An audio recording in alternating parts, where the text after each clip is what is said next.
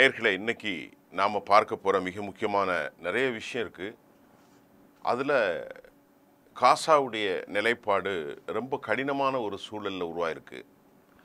நேற்று சொன்னோம் 150க்கு இருந்து 200க்கு மேற்பட்டவர்கள், 250 என்றெல்லாம் கணக்கு, ஏராளமான பேர் கொலை செய்யப்பட்ட பின்பும் பலர் குற்றுயிரும் கொலையுயிருமாக இருக்கிறார்கள். பலர் முடமாகி போயிருக்கிற பயங்கரவாத தாக்குதலை இஸ்ரேல் நடத்தியிருக்கிறது.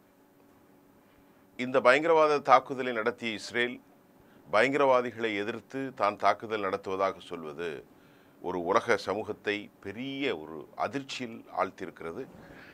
156க்கு மேற்பட்ட நாடுகள் பலஸ்தீனத்தினுடைய விடுதலையை அங்கீகரிக்கிற ஒரு சூழ்நிலையிலும் மிக குறைவான எண்ணிக்கையிலே அவர்களும் கூட தடுமாறக்கூடிய ஒரு சூழ்நிலையில்தான் அவர்கள் இஸ்ரேலுக்கு ஆதரவு கொடுத்து கொண்டிருக்கிறார்கள். பெஞ்சமின் நெத்தானியாகு ரொம்ப கோபக்காரன் என்கின்றார் அமெரிக்காவினுடைய அதிபர் டொனால்ட் ட்ரம்ப். அவர் ரொம்ப கோபக்காரன். இந்த டெவலப்மெண்ட்ஸ் அடுத்து என்ன சொல்கிறார் என்று சொன்னால், அமெரிக்காவினுடைய தரப்பில் பல development plans to that move 1 million Palestinian relocate from Gaza to Libya என்று சொல்லப்படுகிறது.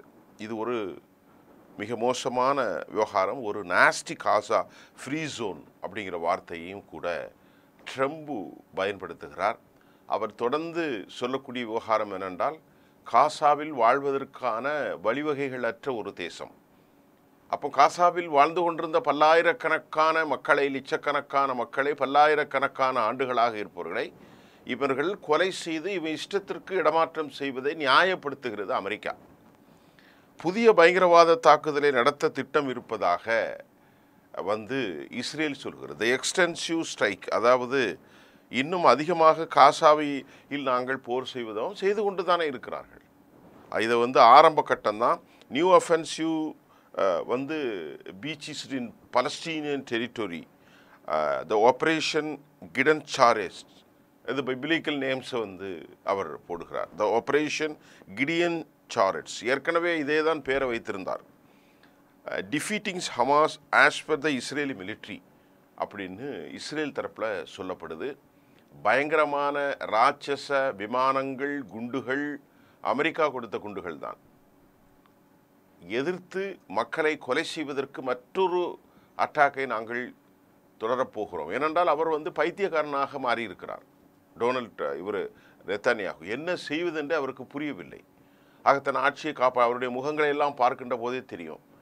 ஆக இப்படிப்பட்ட ஒரு சூழ்நிலையில் எந்த எல்லைக்கும் சென்று தான் நிலை பெற்றிருக்க வேண்டும் என்ற ஒரு மனக்குழப்பத்திலும் பிரளயத்திற்குள்ளும் அவர் உருவாகியிருப்பதால் படுகொலைகளை பற்றி உலகம் கவலைப்படுகின்ற அந்த அச்சமும் அந்த இறையியல் ஒரு சாதாரணமான ஒரு பரிதாப உணர்வு கூட ஒரு மனிதனுக்கு ஏற்படவில்லை என்று சொன்னால் அவர் மனித நிலையிலிருந்து அப்பாற்பட்டவனாக மாறியிருக்கிறான் என்பதை தான் நாம் இதிலே சொல்ல முடியும். தொடரும் படுகொலைகள், அவர் ஒரு பெரிய கோபக்காரர் என்றெல்லாம் இவர் சொல்கிறார். பெஞ்சமின் நெத்தானியாகுவினுடைய விவகாரத்தை குறித்து பேசும்பொழுது நான் எந்த விதத்திலும் அவர் மீது விரக்தி அடையவில்லை என்று சொல்கிறார். யார்? அமெரிக்க அதிபர். Later he launched a new offensive in Gaza. October 70 ரொம்ப மோசமாக அவர் பாதிக்கப்பட்டிருக்கார். இவர் சொல்கிறார், அமெரிக்க அதிபர் அவர் ரொம்பவே பாதிக்கப்பட்டிருக்கார். அப்படின்னா கொலைகளை செஞ்சு எல்லாம் 23 லட்சம் பேரை அக்டோபர் 7 தாக்குதல் நடத்ததுனால ரொம்ப கோபக்காரன், ரொம்ப பாதிக்கப்பட்டிருக்கான். அதனால் அக்டோபர் 7 ஒரு 1200 பேரை கொலை செஞ்சதுக்கு 25 லட்சத்தை கொலை செஞ்சு அந்த நாட்டை பிடிப்போங்கிறத நியாயப்படுத்துகிற மாதிரி அவர் பேசுகிறார். A new offensive Gaza, he is been short of the helped. அது மட்டும் இல்லாமல் அவர் என்ன சொல்கிறாரு, ஒரு it should become a free zone அப்படிங்கிறது இருக்கணும் அப்படிங்கிறார். ஃப்ரீ ஜோன் என்று சொன்னால் அந்த மக்களை வாழ வைப்பதற்கு போரை நிறுத்தி புனர் நிர்மாண பணிகள் எடுப்பதான ஃப்ரீ ஜோன். ஆனால் இங்கே என்ன சொன்னால், அமெரிக்காவினுடைய NBC செய்தி என்ன சொல்கிறது என்று சொன்னால், காசாவினுடைய மக்கள் relocate up to 1 million people, முதலிலே ஒரு 10 லட்சம் பேரை பலஸ்தீன் இருந்து அவர்களை இடமாற்றம் செய்து மிகப்பெரிய பயங்கரவாத சந்தையாக மாற்றி இருக்கக்கூடிய லிபியாவிலே கொண்டு நிறுத்தி அழிப்பதற்கு இவர்கள் திட்டமிடுகிறார்கள். லிபியாவிலே 16 கொலைவெறி தாக்குதல் நடத்தக்கூடிய பயங்கரவாத ஒரு தேசமாக இருக்கிறது. இஸ்லாமிக் ஃபண்டமெண்டலிசம் அங்கே என்ன இருக்கிறது என்றெல்லாம் தெரியவில்லை. அப்பேற்பட்ட ஒரு நாட்டில் காசாவினுடைய மக்களை கொண்டு இடமாற்றம் செய்து வைக்க வேண்டும் என்று இவர்கள் திட்டமிடுகிறதாகவும் கூட என்பிசியினுடைய செய்தியின் இருக்கிறது. 1 மில்லியன் காசாவினுடைய மக்கள் காசா ஸ்ட்ரிப்பிலிருந்து பேச போகிறார்கள். இதற்கு நாங்கள் லிபிய தலைமையோடு பேசுவோம் என்ற செய்தியும் அமெரிக்காவிலிருந்து வெளியாகி இருக்கிறது. அது மட்டும் இல்லாமல் அவர்களுக்கு 1 டிகேட் என்ன வேணுமோ, என்ன உதவிகள் வேணுமோ, லிபியாவினுடைய பணம் வேண்டுமோ, அதே போன்று ஃபினான்சியல் இன்சென்டிவ்ஸ் லிபியாவுக்கு கொடுப்பதாக அமெரிக்கா பேச்சுவார்த்தை ஆரம்பிக்க போகிறார்கள் என்ற செய்தியும் கூட என்பிசி சொல்கிறது. அவர்கள் இந்த காசாவினுடைய மக்களை அங்கே ரீலொகேட் செய்வதற்கு பகரமாக ஃபினான்சியல் இன்சென்டிவ்ஸ், அது மட்டுமல்ல free housing and stipends to encourage Palestinians to relocate. காசால இருந்து லிபியாவுக்கு போகிறதுக்கு எல்லாம் வீடு கட்டி கொடுக்கறது, பணம் கொடுக்கறது, எல்லாமே கொடுக்க போகிறாங்க. இப்போ இவனுடைய திட்டம் எப்படி இருக்குது பாருங்கள். ஒரு நாட்டில் இருக்கிற மக்களை கொலை செஞ்சு ஆயிரக்கணக்கான வானர்களை பெலிஸ்தீனியர்கள் என்று பைபிளிலே அமைக்கப்பட்ட ஒரு சமூகம் அங்கிருந்து கொலைகார கும்பல்களால் அச்சுறுத்தப்படக்கூடிய ஒரு நாள் உருவாகக்கூடிய சூழல் தான் உருவாகி இருக்கிறது. இது எவ்வளோ பெரிய மோசமான தன்மை என்று எங்களால் புரிய முடியவில்லை. எவ்வளோ பெரிய மோசமான நாசகார விளைவுகள் அந்த மக்களை. ஆனால் அமெரிக்காவினுடைய ஃபினான்சியல் குறித்து இதுவரைக்கும் எதுவும் பேசப்படவில்லை. மாறாக ஒரு செய்தி தவறு என்று மற்றொரு செய்தியை அமெரிக்காவினுடைய செய்தி தொடர்பாளர் யூஎஸ் ஸ்போக்ஸ் பர்சன் சொல்கிறார். It is a nonsense. அவருடைய பேச்சு இதெல்லாம் அறிவில்லாமல் பேசக்கூடிய ஒரு பேச்சு அன்ட்ரூ என மறுக்கிறார். இஸ் வாஸ் நாட் டிஸ்கஸ்ட் அப்படிங்கிற இந்த மாதிரிலாம் நாங்கள் பேசினதே இல்லை என்று அமெரிக்கா மற்றொரு பக்கம் சொல்கின்றது. எதை நம்புவது? ஒரு பக்கம் என்பிசி சொல்கிறார்கள் 1 மில்லியன் மக்களை அங்கே ரீலொகேட் செய்ய போது லிபியாவினுடைய தலைமைகள்கிட்ட நாங்கள் பேசியிருக்கிறோம். அவர்களுக்கு ஃபினான்சியல் இன்சென்டிவ்ஸ்ன்னு சொல்லக்கூடிய பெரிய அளவில் பண உதவிகள், வீடு கட்டக்கூடிய உதவிகள், ஃப்ரீ ஹவுசிங்கு அண்ட் ஸ்டிப்பென்ஸ் மட்டுமல்லாமல் நிறைய விஷயங்களெல்லாம் செய்ய போகிறாங்க. நாங்கள் பேச்சுவார்த்தை நடத்தின என்பிசி ஒரு செய்தியை வெளியிடுகிறது. ஆனால் அமெரிக்காவினுடைய அஃபீஷியல் ஸ்போக்ஸ் பர்சன் என்ன சொல்கிறாரு? இது மாதிரி நடக்கவே இல்லை, மேக்ஸ் நோ சென்ஸ் அப்படிங்கிறார் யூஎஸ்னுடைய அஃபீஷியல். அவர்களுக்கு அறிவு இருந்தால் இந்த மாதிரி பொய்களை கட்டளைத்து விட மாட்டாங்க. இதில் எந்த உண்மை இல்லை, இது மாதிரி விவகாரங்கள் எதுவும் பேசப்படலைன்னு யூஎஸ் அஃபீஷியல் ஃபோர்ஸ். ஆனால் இதெல்லாம் வெளியே சொல்லிட்டா பேசுவாங்க, வெளியே சொல்லாமல் தான் பேசுவாங்க. அது மட்டும் இல்லாமல் மற்றொரு செய்தி நமக்கு என்ன வெளியாக இருக்கிறது என்று சொன்னால், ஹமாஸ் டைரக்ட் டச் வித் அமெரிக்காவோடு மறைமுகமாக நல்ல ஒரு தொடர்பில் இருப்பதாகவும் நேற்றைக்கு செய்திகள் வந்திருக்கிறது. ஹமாஸினுடைய தலைவர்கள் இதை உறுதி செய்வதாக சவுதி அரேபியாவினுடைய அல் அரேபியா நாளிதழ் இது செய்தியை வெளியிட்டிருக்கிறது. அல் அரேபியா என்ன சொல்கிறதுன்னு சொன்னால், ஹமாஸினுடைய தலைவர்கள் அமெரிக்காவினுடைய என்வே, ஸ்டீவ் விட்காஃப் மற்றும் ஆதம் போச்லர் போன்ற மிக முக்கிய ஆளுமைகளோடு ஒரு நல்ல புரிந்துணர்வோடும் நல்ல ஒரு தொடர்பிலும் இருப்பதாக அல் அரேபியா செய்தியை விட்டிருக்கிறது. பாசின் நயீம் அமெரிக்கா தூதர்களோடு பேச்சுவார்த்தை நடத்துவதை அஃபீஷியலாக அவர் ஒப்புக்கொள்ளுகிறார், நடத்தி வருகிறோம் என்பதை அவர் உறுதி செய்கிறார். அப்போ அமெரிக்காவுக்கும் ஹமாஸுக்கும் இடையிலே ஒரு தனிப்பட்ட முறையிலே ஒரு பேச்சு நடக்கிறது. அப்படித்தான் நாம் புரிந்து கொள்ள வேண்டும். அமெரிக்காவுக்கும் அமெரிக்க அதிபர் எனக்கு இடையில எந்த விதமான முறுவல் இல்லை, ஒரு தெர் இஸ் அ நோ ஃப்ரக்ஷேஷன். அவர் எந்த விதமான விரக்தி இல்லை, அதிருப்தி இல்லை, அவர் ஒரு கோபக்காரன் என்று அமெரிக்க அதிபர் சொல்கிறார். மற்றொரு பக்கம் அமெரிக்கா அஃபீஷியல்ஸ் நான்சென்ஸ் என்று சொல்கிறார். இன்னொரு பக்கம் எல்லா அதாவது என்பிசி போன்ற மிக முக்கிய தொலைக்காட்சிகள் லிபியாவுக்கு அவர்களை ரீலொகேட் பண்ணுறதுக்கான பிளான் இன்ட்ராக்ஷன் நடவடிக்கைகள் ஆரம்பித்திருப்பதாக செய்தி வெளியிடுகிறது. இப்போ எதை நம்புறது? பாசிம் நயீம் அமெரிக்காவோடு தொடர்பில் இருக்கிறார், ஸ்டீவ் விட்காஃப் ஹமாஸோடு தொடர்பு இருக்கிறார். ஹமாஸ் அது மட்டும் இல்லாமல் ஆதம் போக்லர் அமெரிக்காவினுடைய மிக முக்கிய என்வே தொடர்பில் இருக்கிறார். நாம் எதை நம்புவது? ஒன்றும் புரியவில்லை. இதற்கிடையிலே ஜூன் 17ஆம் தேதியில இருந்து 20ஆம் தேதி வரைக்கும் பிரான்ஸ், சவுதி அரேபியாவினுடைய ஆர்கனைஸ்டு பை யூஎன் ஜெனரல் மூலமாக நடக்கும் காசாவினுடைய மறு புனரமைப்பு 2 ஸ்டேட் சொல்யூஷனுக்கான என்கலேவ் ஆர் இட் மேபி ஒரு மிக முக்கியமான கூடுதல் சங்கமம் எங்கே நடக்கப் போகிறது? சவுதி அரேபியாவில் நடக்கப் போகிறது. இமானுவேல் மேக்ரான் இது ஒரு கெனபாலிசம் என்று சொல்கிறான். இது ஒரு மிக மோசமான மனித விரோதமான ஒரு செயல் இவர்கள் நடத்துகிறார்கள் என்று பிரான்சினுடைய அதிபர் இமானுவேல் மேக்ரான், வீட்டோவினுடைய 5 நாடுகளில் அதிக அதிகாரம் கொண்ட ஒருவர் சொல்கிறார். சரி, 156 நாடுகள் அங்கீகாரம் செய்யப்பட்டும் இந்த சூழல் நடக்கிறது. இது காசாவை பற்றி சொல்கிறேன், லிபியாவில் விஷயத்தெல்லாம் சொல்லிட்டேன். இப்போது என்ன நடக்குது அப்படின்னு பார்க்குறதுக்கு முன்னாடி ஹவுதிகளுடைய தாக்குதலை இன்னைக்கு பயங்கரமான தாக்குதல். அதுக்கு முந்தி 15 ஏர்கிராஃப்ட் வார் ஜெட்ஸ் மூலமாக நிலைகளை தாக்கி பெரும் சேதாரத்தை ஏற்படுத்தியிருந்தார்கள். ஆனால் அதுக்கு முன்னாடி அவங்க சொன்ன அந்த இதை வைத்து புரிந்து கொண்ட ஹவுதிகள் ஏராளமான பொருட்களை அங்கிருந்து அப்புறப்படுத்தி விட்டார்கள். அவர்களுக்கு பெரிய சேதாரம் இல்லை என செய்திகள் வந்தாலும் ஏர்கிராஃப்ட்ஸின் மூலமாக அவர்கள் தாக்குதலை பயங்கரமாக நடத்தியிருக்கிறார்கள். வலிமையான 35க்கு மேற் போன்ற குண்டுகளை வீசியிருக்கிறார்கள். சனா போன்ற பகுதிகள், ஹுதைதா போன்ற பகுதிகளெல்லாம் பெரும் சேதாரத்திற்கு உள்ளாயிருக்கிறது என்று சொல்லப்படுகிறது. ஆனால் ஹவுதிகள் அதை பற்றி ஒரு அச்சமோ அதை பற்றிய ஒரு விவகாரமோ இல்லாமல் மறுபடியும் அவர்கள் என்ன செய்கிறார்கள், இதெல்லாம் எங்களை ஒன்றும் செய்யாது என்று, நாங்கள் கடைசி வரைக்கும் நாங்கள் காசா மக்களோடு இருக்க போகிறோம், அதற்கான தீர்வை நீ உடனடியாக வெளியேற வேண்டும் என்று சொல்லி அவர்கள் இன்றைக்கு தாக்குதலை நடத்தி நிலைகுலை செய்திருக்கிறார்கள் இஸ்ரேலுடைய மத்திய பகுதிகள். இன்று காலை தற்போது கிடைத்த செய்திகளின் மூலமாக பலிஸ்டிக் ஏவுகணைகளில் யாஃபா, அது எந்த இதுன்னு சொல்லப்படவில்லை, அது மாதிரி பலஸ்டீன் 2 எதுவாக இருக்கலாம், யாஃபாவாக இருக்கலாம், பயங்கரமான தாக்குதலை நடத்தி மக்கள் பல நிலைகளில் கிட்டத்தட்ட பல இராணுவ நிலைகளை அவர்கள் தாக்கியிருக்கிறார்கள் என்கின்ற செய்தியும் நமக்கு கிடைத்திருக்கிறது. இவர்கள் ஏதோ பரிதாபப்படுற மாதிரி இஸ்ரேல் ஒரு எச்சரிக்கையை நேற்று முன்தினம் விட்டார்கள். ஏதோ பரிதாபப்படுறத மாதிரி, நாங்கள் அப்துல் மலிக் அல் ஹவுதியை விட்டு வைத்திருக்க மாட்டோம், என்னமோ இவர் விட்டு வைத்திருக்கிற மாதிரி.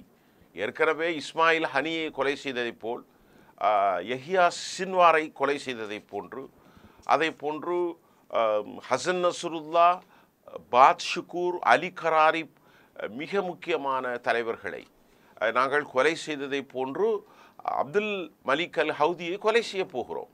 கொலை செய்யுங்கள், அவர் தான் சொன்னார்கள், கொலை செய்ய போகிறீர்கள் நாங்கள் என்று சொன்னால் கொலை செய்யுங்கள். அப்துல்லா ஹவுதி அல் மலிக் எங்கிருக்கிறார் என்றே தெரியவில்லை. அவரை கண்டுபிடிப்பது அமெரிக்காவுடைய இன்டெலிஜென்ஸ் ஃபெயிலியர் ஆயிற்று. அப்படி இருந்தாலும் அவர்கள் மீசையில் மண்ணோட்ட கடை இவர் நம்ம கொலை கண்டு அவரை இருக்கிற இடம் தெரிந்தால் தானே நீங்கள் அவரை கொலை செய்ய முடியும். அப்படிப்பட்ட ஒரு சூழல் இல்லை என்ற செய்திகளும் நமக்கு அங்கிருந்து கிடைத்திருக்கிறது.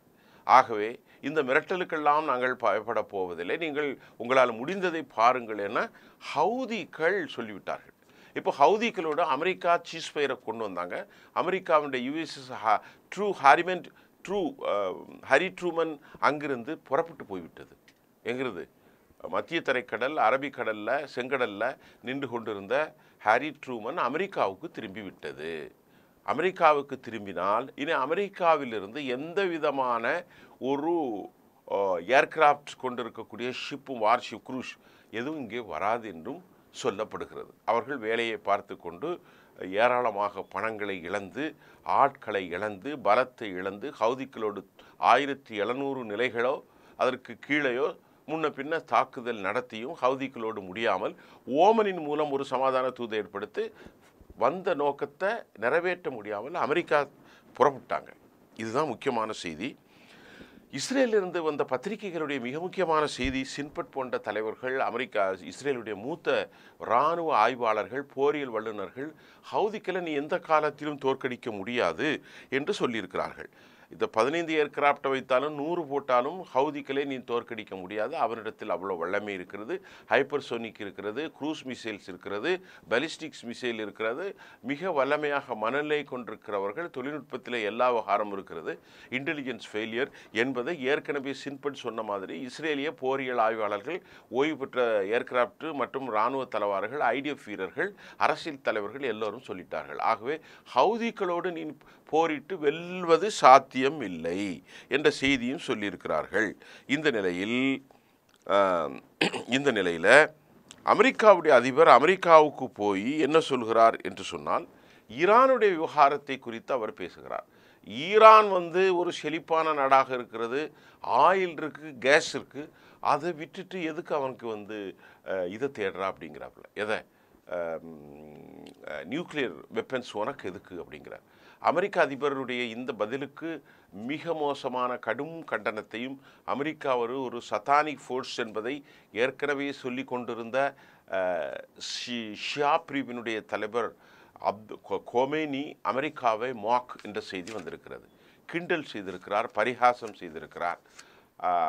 மிக முக்கியமாக அப்பாஸ் அராக்ச்சி நேற்று முன்தினம் பேசுகின்ற போது நாம் அதற்கு முன்பு சொன்னோம், ஒரு டிராப்ட் கொடுக்கப்பட்டிருக்கிறது அமெரிக்காவிலால். அந்த டிராப்டின் மூலமாக அப்பாஸ் அராக்ச்சி, ஹுசைன் சலாமி, மிக முக்கியமான தலைவர்கள், நிறைய தலைவர்கள் இருக்கிறார்கள்,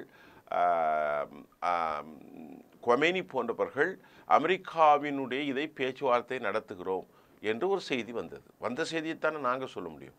ஆனால் நேற்றைக்கு அப்பாஸ் அராக்ச்சி அப்படி எந்த ஒரு தகவலும் எங்களிடத்திலே அவர்கள் தரப்படவில்லை, நாங்கள் அது குறித்து பேசப்படவும் இல்லை என்று சொல்கிறார். இப்போ அமெரிக்கா என்ன சொல்கிறது? வியாபாரம் செய்யி, ஆனால் ஒரே ஒரு கண்டிஷன், ஒரு நியூக்ளியர் வெப்பன்ஸே இருக்கக்கூடாது, இந்த பேச்சுக்கு இடமில்லை என்கின்றார் அப்பாஸ் அராக்ச்சி. அப்பாஸ் அராக்ச்சி என்ன சொல்கிறார் என்றால், நாங்கள் ஏராளமாக இஸ்பஹான் போன்றவைகளையும் நெட்சான் போன்ற பகுதிகளிலும் உருவாக்கி வைத்திருக்கிறோம், அதெல்லாம் நீ வந்து தாக்குதல் நடத்தவே முடியாது, சாத்தியமே இல்லை. அப்படி தாக்குதல் நடத்துவதற்கு சாத்தியம் இருந்தால் நீ நடத்தியிருப்பியே.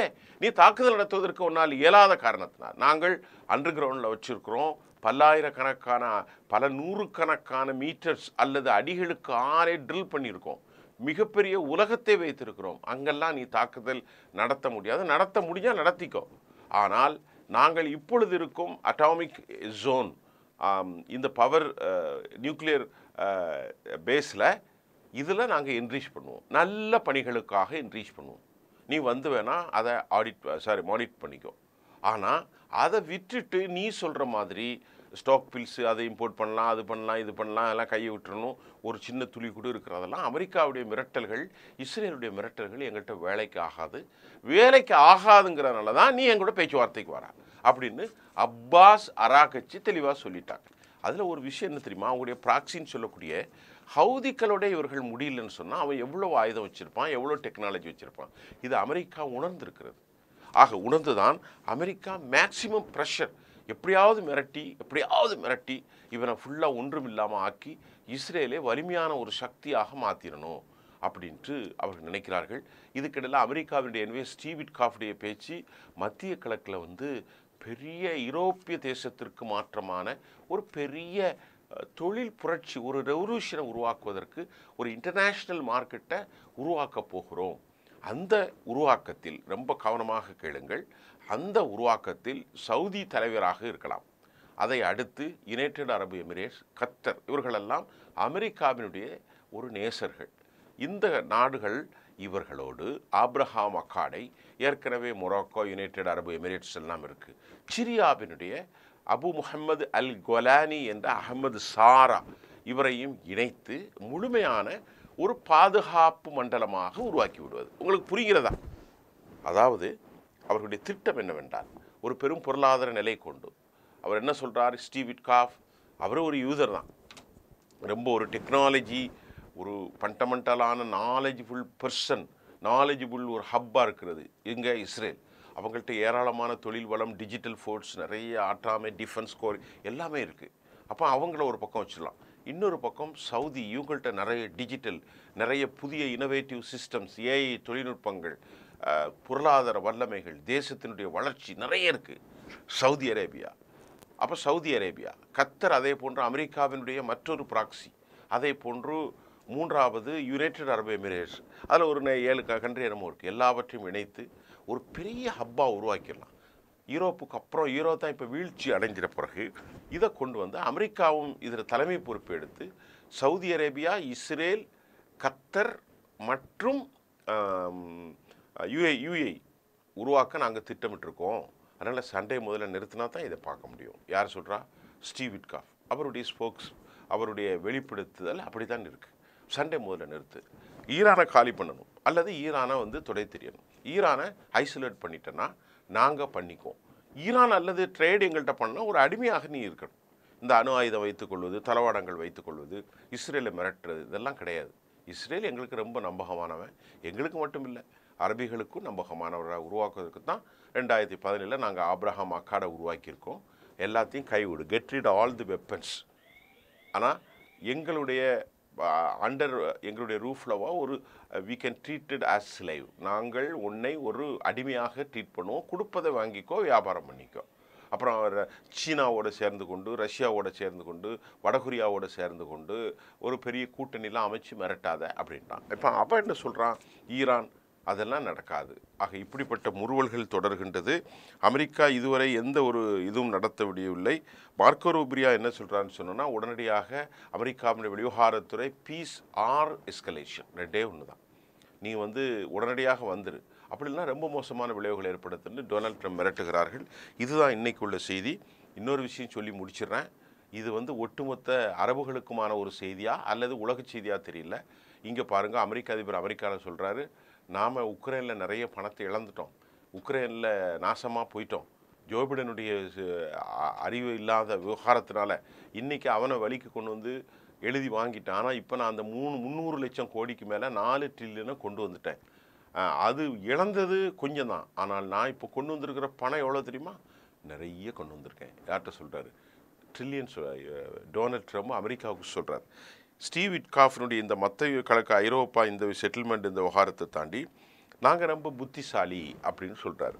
அப்போ யார் இதில் பைத்தியக்காரர், நாங்கள் எப்படியாவது பேச வேண்டிய முறையை பேசி சவுதியிலேருந்தும் யுனைடெட் அரபு எமிரேட்ஸ்லேருந்தும் கத்தார்லேருந்தும் ஒருவன் 1.2 ட்ரில்லியன் கொடுக்குறான், ஒருவன் வந்து 140 ட்ரில்லியன் கொடுக்குறான், ஒருவன் வந்து 60 பில்லியன் வந்து சரக்கு வாங்குறான். ட்ரில்லியனில் வாங்குறான் 2 பேர், ஒருத்தன் பில்லியனில் வாங்குறான். அது மட்டும் இல்லாமல் ஆயுதங்களை இம்போர்ட் பண்ணியிருக்கிறான். 13 லட்சம் கோடிக்கு இந்திய மதிப்பிற்கு ஆயுதங்களை கொடுக்க போகிறேன். எல்லாவற்றையும் கையில் வச்சு எல்லாம் எகிப்து நான் என் கூட இருக்கிறான். ஆகவே நல்லா பாருங்க, சவுதி அரேபியா, யுனைடெட் அரபு எமிரேட்டு, ஓமனு, எகிப்து, கத்தாரு, சிரியா, துருக்கி எல்லாம் அமெரிக்காவுடைய விசுவாசி. அப்போ இவ்வளோ தனியாக வச்சு எப்படி நீங்கள் எல்லோரும் ஒன்றா சேருங்க. அப்போ இவ்வளோ பேசுகிறானே இவனுங்க, இவ்வளோ பேசுகிறானே, நீ சொல்கிறதெல்லாம் சரிதான், காசாவுக்கு விடுதலை கொடுப்பா. காசாவுடைய வரலாறு இன்னைக்கு நேரத்தில் மோசஸ் காலத்துக்கு முன்னாடி உள்ள வரலாறு, பெலஸ்தீன்ஸ் சொல்லப்படுகிறது. இவர்களுக்கு பிலிஸ்தீனர்களுக்கு ஒரு விடுதலையை கொடுங்க, கொடுத்துட்டு மற்றெல்லாம் நாம் பண்ணுவோம். ஈரானை நாமளே பேசுவோம், ஈரான்கிட்ட போய் பேசலாம் எல்லாரும் சேர்ந்து. சும்மா உட்காந்துருக்கான். அவன் என்ன சொல்கிறாரு, அமெரிக்க அதிபர் எல்லாம் யங்ஸ்டருங்கிறார். யார், முகமது பின் சல்மான் ரொம்ப யங்ஸ்டர், அபு முகமது அல் சார் ரொம்ப யங்ஸ்டர் இல்லையா, அப்புறமா வந்து அப்துல்லா, அது மட்டும் இல்லாமல் அப்துல் ஃபத்தா சிஷி எல்லாமே நல்ல ஆளுமைகளாக இருக்கிறாங்க. அப்துல் ரஹ்மான் அல் தானி எல்லாவற்றையும் நாம் கையில் வச்சுக்கிடலாம். அது மட்டும் இல்லாமல் இவன் பெஞ்சமின் நித்தானியாக போயிடுவான், இவருக்கு அப்புறம் வேறு எவரையாவது ஒரு ஆளை கொண்டு வந்துடலாம். நீங்கள் எல்லாம் ஒற்றுமையாக இருங்க, நாங்கள் அதிகாரம் பண்ணுறோம், ரஷ்யாவோ சைனாவோ வர முடியாங்கிறது தான் அவருடைய திட்டம். ஆகவே பட்டினியாலும் வறுமையாலும், மறுபடியும் சொல்லுகின்றேன், நோயாலும் நொம்பலத்தாலும் உறவுகளை இழந்து மரணித்து போய்கொண்டே இருக்கிற இந்த மக்களுக்கான தீர்வு என்ன? மறுபடியும் அபாயகரமான தாக்குதல் தொடருமா? அமெரிக்கா என்ன செய்ய போகிறது? ஈரான் ஒருபோதும் அடிபணிய போவதில்லை என்பது மட்டுமல்ல, இவனை பரிகாசம் செய்யக்கூடிய அளவிற்கு கொமினியுடைய ஸ்டேட்மெண்ட் இருக்கிறது. அதே போன்று அப்பாஸ் அராகிச்சி வெளிப்படையாக சொல்லியிருக்கிறார். ஆக இதுதான் இன்றைக்குள்ள ஸ்டேட்மெண்ட்டு. இன்றைக்கு காலை ஹவுதிகளுடைய வரம்பற்ற தாக்குதல், இஸ்ரேல் பதட்டம் ஆடி போயிருக்கிறது. மீண்டும் அடுத்த செய்திகளோடு நான் உங்களை சந்திக்கின்றேன். நன்றி.